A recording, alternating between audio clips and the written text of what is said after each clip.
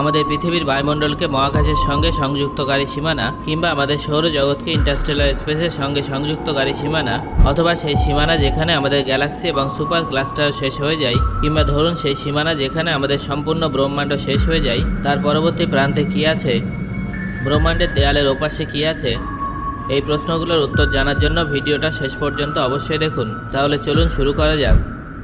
বন্ধুরা, একটা থিওরি অনুযায়ী আমাদের ব্রহ্মাণ্ডের একটা সীমারেখা আছে, অর্থাৎ আমাদের ব্রহ্মাণ্ডেরও একটা বাউন্ডারি আছে। ধরুন একটা দেওয়াল আছে, তবে ব্রহ্মাণ্ডের সেই দেয়ালের ওপারে কী আছে সেটা আজকে আমরা জেনে নেব। তবে তার আগে এটা জেনে রাখুন যে আমাদের ব্রহ্মাণ্ড বাস্তবে কতটা বিস্তৃত সেটা সাধারণ কোনো মানুষের পক্ষে কল্পনা করা সম্ভব নয়। এই বিশাল ব্রহ্মাণ্ডে এমন অনেক অবজেক্ট আছে, যেমন সুপার ক্লাস্টার, তার ভেতরে অর্ডিনারি ক্লাস্টার, তার ভিতরে বিশালাকার গ্যালাক্সি, এমনকি তার ভেতরে তার থেকে অনেক ছোট জিনিস, যেমন ছোট বড় সৌরজগৎ ইত্যাদি আছে। এবং এর মধ্যে একটা হলো আমাদের সৌরজগৎ। আমাদের সম্পূর্ণ সৌরজগতে পৃথিবীর অবস্থান কেমন জানেন? একটা ছোট বিন্দুর মতো। হ্যাঁ বন্ধুরা, ঠিকই শুনেছেন। আজকের এই ভিডিওতে আমরা ব্রহ্মাণ্ডের এই সমস্ত অবজেক্টের সীমানা অতিক্রম করব। তবে তার জন্য আমাদের বিশাল বড় স্পেসশিপের প্রয়োজন হবে, যা আলোর বেগের থেকেও দ্রুত হবে। বন্ধুরা, আমরা যখনই পৃথিবীর সমুদ্র পৃষ্ঠ থেকে 100 কিলোমিটার উপরে পৌঁছাবো, আমাদের প্রথম সীমানা আসবে। পৃথিবীর এই সীমানায় কোনো ফ্লাইট কিংবা অ্যারোপ্লেন উঠতে পারে না। সমস্ত প্যাসেঞ্জার প্লেন পৃথিবী পৃষ্ঠ থেকে প্রায় 10 থেকে 11 কিলোমিটার উচ্চতার মধ্যেই ফ্লাই করে। কিন্তু আমরা এখন 100 কিলোমিটার উপরে আছি, যেটা প্যাসেঞ্জার প্লেনের উচ্চতা থেকে 10 গুণ উপরে আছে।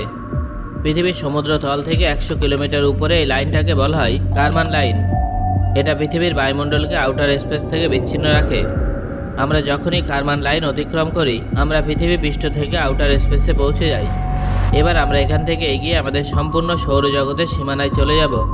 বৃহস্পতি, শনি, ইউরেনাস এবং নেপচুনকে অতিক্রম করে আমরা দ্রুত গতিতে পৃথিবীর থেকে 100 অ্যাস্ট্রোনমিক্যাল ইউনিট দূরে পৌঁছে যাব।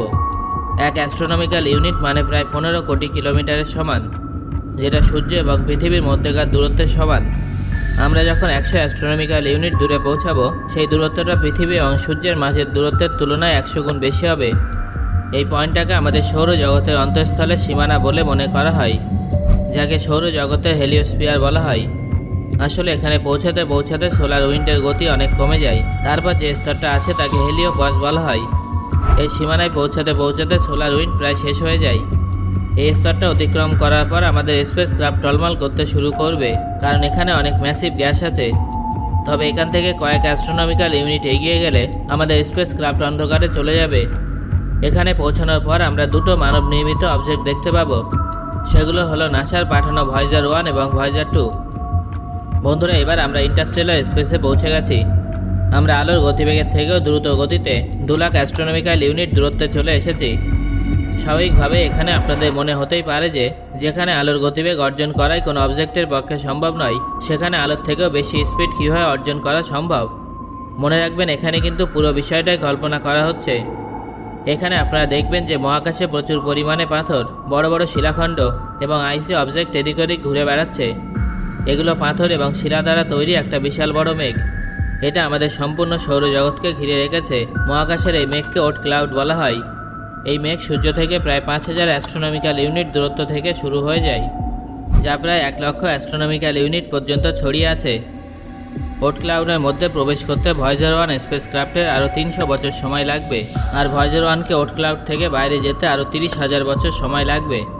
1 লক্ষ অ্যাস্ট্রোনমিক্যাল ইউনিট অতিক্রম করার পরেও এটা একেবারে নয়, বরং ধীরে ধীরে হ্রাস পাবে।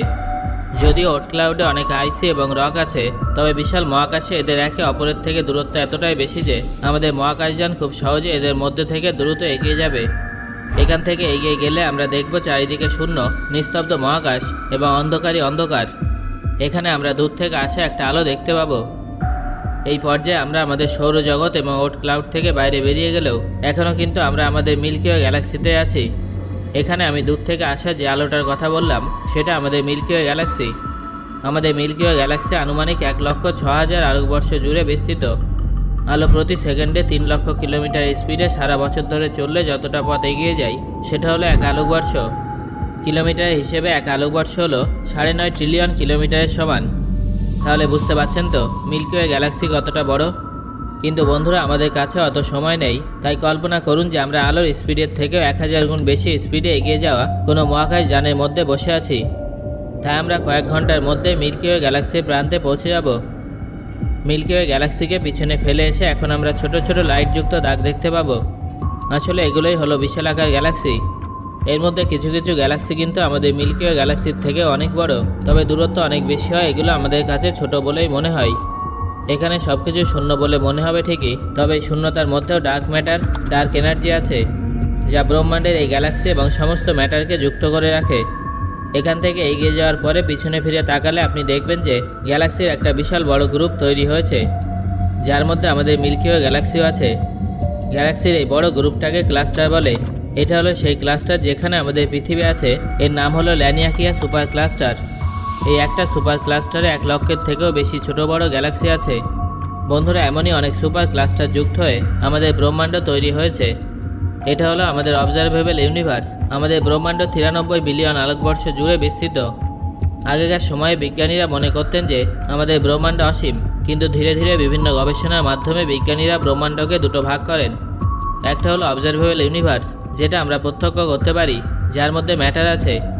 আর একটা হলো আনঅবজারভেবল ইউনিভার্স। বিজ্ঞানের উন্নতির সাথে সাথে কিছু কিছু বিজ্ঞানীরা জানান যে আমাদের অবজারভেবল ইউনিভার্স, যেটা 93 বিলিয়ন আলোকবর্ষ জুড়ে বিস্তৃত, তার একটা সীমা আছে। সেই সীমার ওপারে সবটাই শূন্য, অন্ধকার, সেখানে কোনো আলো নেই। আমরা যদি সেই অন্ধকার জায়গাটায় যাই এবং পেছনে ফিরে তাকাই, তাহলে আমরা হয়তো আমাদের সম্পূর্ণ ব্রহ্মাণ্ডকে দেখতে পাবো। তবে সেখানে আমাদের গ্যালাক্সি এবং আমাদের সুপার ক্লাস্টারকে কোনো বিন্দুর মতো দেখা যাবে না।